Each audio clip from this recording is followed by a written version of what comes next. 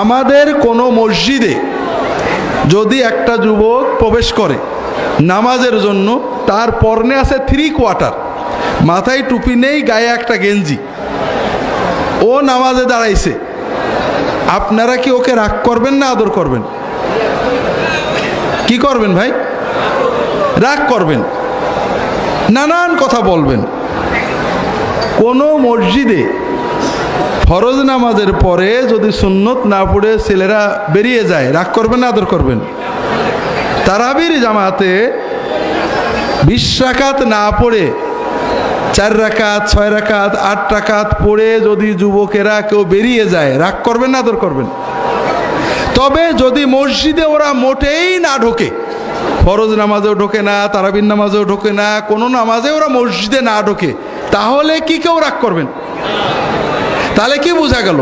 মসজিদে যাওয়া, ফরজ নামাজ পড়া, তারাবির নামাজ পড়া এগুলো একটা নফল কাজ। যদি করো তাহলে ভালো করে টুপিটা মাথায় দিয়ে জুব্বা জব্বা পরে করো, আর যদি মোটেই না করো তাহলে কোনো সমস্যা নেই, তুমি ভালো লোক। এটা কি ইসলাম কিনা?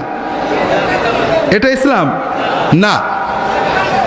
আপনার তো দায়িত্ব ছিল আপনি ওই যুবককে আদর করবেন, যে মাশাআল্লাহ বাবা, তোমার মতো হাজার হাজার যুবক মসজিদে আসেনি, তুমি এসেছো বাবা, আমি দোয়া করি আল্লাহ তোমাকে বড় করুক, তুমি এই কাজটা করো।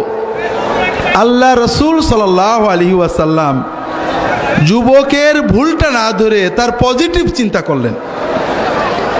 একজন মানুষ ফরজ পড়েছে, সুন্নত পড়েনি, সে বেশি অন্যায় করলো, না একজন ফরজও পড়েনি সুন্নতও পড়েনি সে বেশি অন্যায় করলো? একজন তারাবি মোটে পড়িনি সে বেশি অন্যায় করলো, না একজন ঈশান নামাজ জামাতে পড়লো, তারাবিও 4 রাকাত, 6 রাকাত, 8 রাকাত, 10 রাকাত পড়লো, চলে গেল, অন্যায়টা কার বেশি হলো? তা আমরা কি করছি ভাইরা?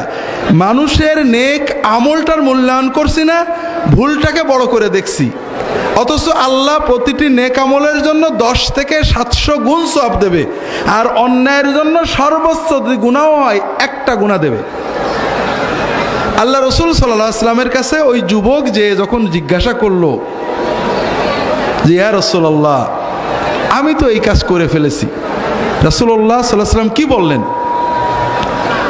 প্রথমে বললেন জাদাকাল্লাহু হিরসান, প্রথমেই তার জন্য দোয়া করলেন, তোমার ভিতরে একটা ভালো গুণ আছে, পজিটিভ দিক আছে, যেটা তুমি নামাজের জামাত ধরার আগ্রহ।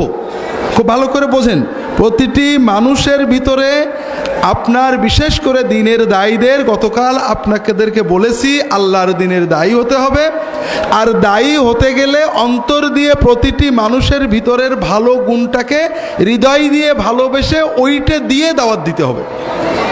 রাসূলুল্লাহ সাল্লাল্লাহু আলাইহি ওয়াসাল্লাম বললেন জাদাকাল্লাহু হিরসান, আল্লাহ তাআলা এই যে জামাত ধরার জন্য তোমার আগ্রহ, আল্লাহ এটাতে বরকত দিক, তোমার আগ্রহ বাড়িয়ে দিক। আল্লাহ রসুল সাল্লাল্লাহু আলাইহি ওয়াসাল্লাম দোয়া করেছেন, মনটা ভরে গেছে। এরপরে কি বললেন? রাগ করেননি, বলেননি যে আবার যে নামাজ পড়ো, তুমি কেন এরকম করেছো, কিছু শেখনি বেয়াদব, কোনোটাই বলেননি। তিনি বলেছেন লা তাউদ, বাবা এইরকম কিন্তু আর কখনো করো না বাবা। কেউ সুবহানাল্লাহ বলল না। আল্লাহ রসুল সাল্লাল্লাহু আলাইহি ওয়াসাল্লাম কিভাবে মূল্যায়ন করতেন?